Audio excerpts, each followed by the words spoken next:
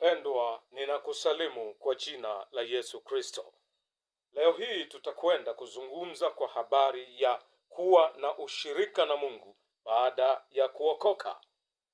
Biblia imeweka wazi kabisa, baada ya Mungu kumuumba Adamu na Hawa pale Eden, Mungu alikuwa na ushirika na viumbe wake.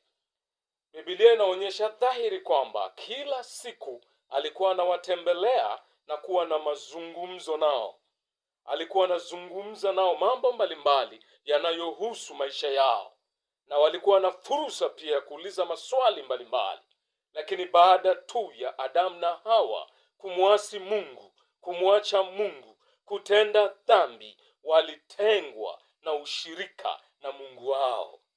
Tena kabla hata hawajatengwa, wao wenyewe kwenye mioyo yao na kwenye dhamira zao walijikuta ya kwamba wanakuwa na hofu ya kumkaribia Mungu, wanakuwa na hofu ya kuwa na ushirika na Mungu. Kwa hiyo wakamkimbia Mungu, wakaamua kujificha.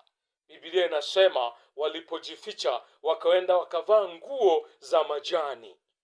Walipoteza ushirika wao na Mungu kutokana na dhambi walioifanya. Lakini kiasili Mungu anataka kuwa na ushirika na viumbe wake, na ndiyo maana amemtoa Bwana wetu Yesu Kristo ili kurejesha huo ushirika wetu sisi na Mungu wetu.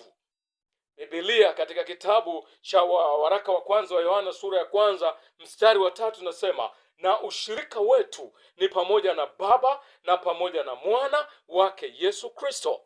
Na Mwanzo kitabu cha Isaya 59:2 kinasema, lakini maovu yenu yamewafarakanisha ninyi na Mungu, na dhambi zenu zimeuficha uso wake hata asiuone.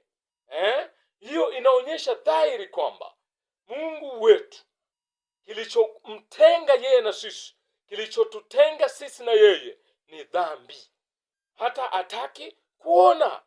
Lakini baada sasa ya mtu kuokoka, kwa maana ya kumpokea Yesu kama Bwana na Mwokozi wa maisha yake, ushirika wake na Mungu wake unarejeshwa.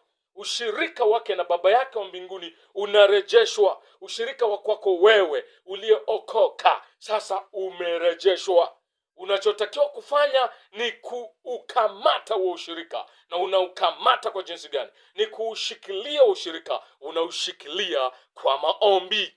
Unaushikilia kwa maombi. Katika masomo tutakayoendelea nayo mbele, tutakufundisha kwa kina zaidi. Baada ya kusema haya kwa uchache, naomba sasa nikutakie baraka za